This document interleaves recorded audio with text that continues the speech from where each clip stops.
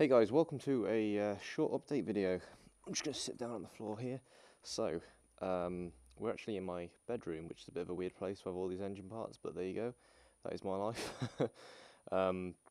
So yeah, that is the engine that's over here that came out of my bike that has been running for the last 13 months or so. So I took this out on Monday. It's now Thursday. I've got a few days off work due to exam leave, so I'm supposed to be revising for a maths exam that I have tomorrow, but instead I've been stripping this, so I will have to do some revision later today. So yeah, I took this out Monday. I started stripping it earlier. I've split the crankcases. So yeah, I'm going to transfer this gearbox into my new crankcases. The only reason I'm not using these crankcases is because the crankcases that I have for the other engine have been ported and matched to my Italkit 140 cylinder. So you know, there's no overlaps or anything. It's all perfectly ported. This is the cylinder and the head that came off this engine. So you know, you guys remember me taking the cylinder off, and that was a massive score. So yeah, that's why I've had to take the engine out. Well, no, sorry, that is not why I've had to take the engine out. I could have just rebuilt the top end, you know, got this repaired, and carried on. But because most of you know that I was building a 140 engine anyway, I thought that I would just take that out, and it's just time to sort the 140 out. So I've actually ordered everything now. I've got one last invoice to pay for from BC Engineering for the clutch discs, and I'm going to do that today. Get hold of them and see if I can pay for that so they can ship that out to me. So yeah, my job today was just to split those and to get the bearings out of the new crankcases, so I'm going to do that later.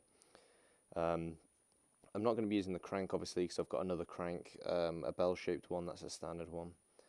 PJ Me have got my cylinder and the crank. They've rebuilt the crank, they've honed the cylinder, supplying me with new piston, new gaskets, you know, all the internal stuff that they've had to do. So I've paid that invoice today. They're sending me that stuff out.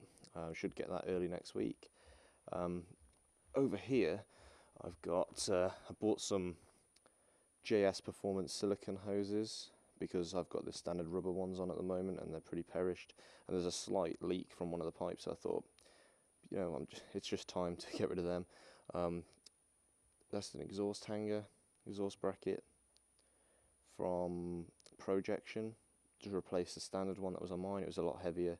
The standard one's a lot heavier than this. I think this weighs an 1/8, so you know, save a bit of weight there, because that was one of the only things that I left to do really with bolt-on weight saving stuff. And then in here, I can open this.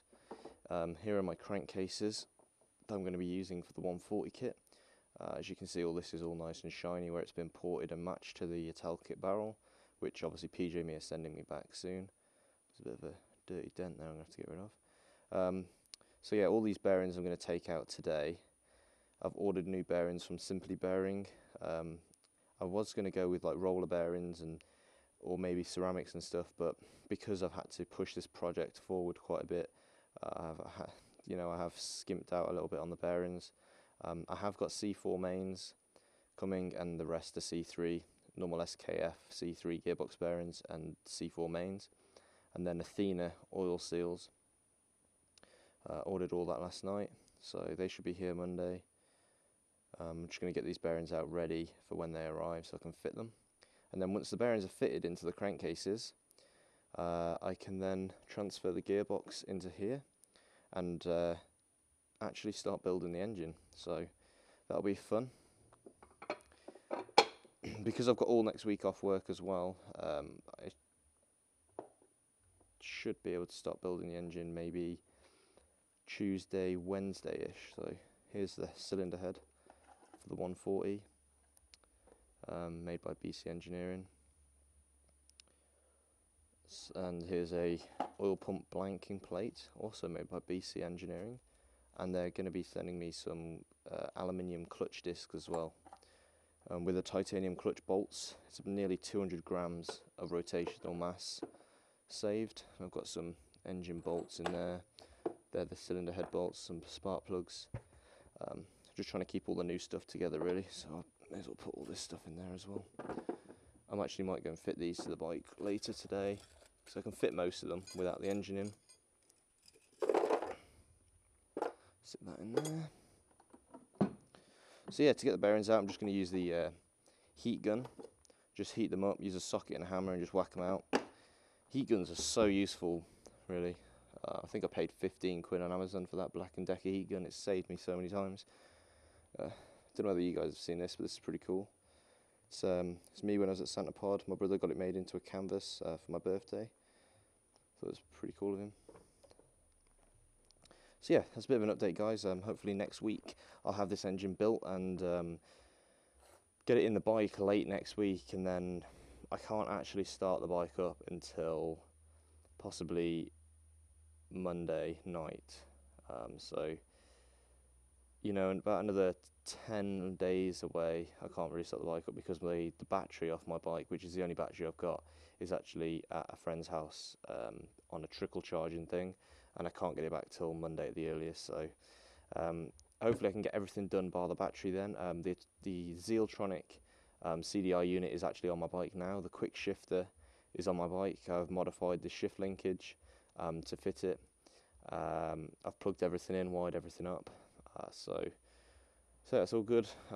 I've got some ignition maps that I'm going to try out, which are very close to Aprilia's standard SP ignition maps that they supply for the Zealtronic, which someone has proven to get 37.5 horsepower with the 140 and that ignition map. So hopefully, you know, 37, 38 horsepower, somewhere between there, that would be an amazing number to get. So hopefully once this is built, tested, I might have to adjust my carb slightly for the 140 once I've got it all where I want it to be, because I've got the AFR gauge now. I can set it up easily, don't have to use any jets because my carb doesn't have any.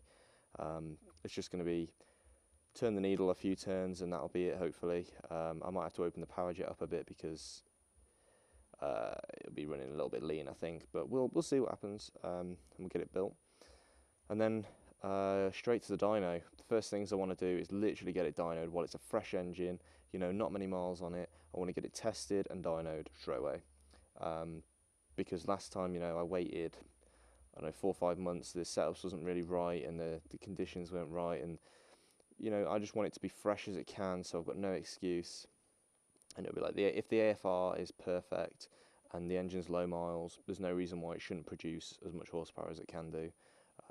The only limitations there would be, I don't know, the port work, I suppose. But I don't, you know, the guy that's ported the cylinder, I've got all my trust in him that he's done an amazing job with that. So yeah.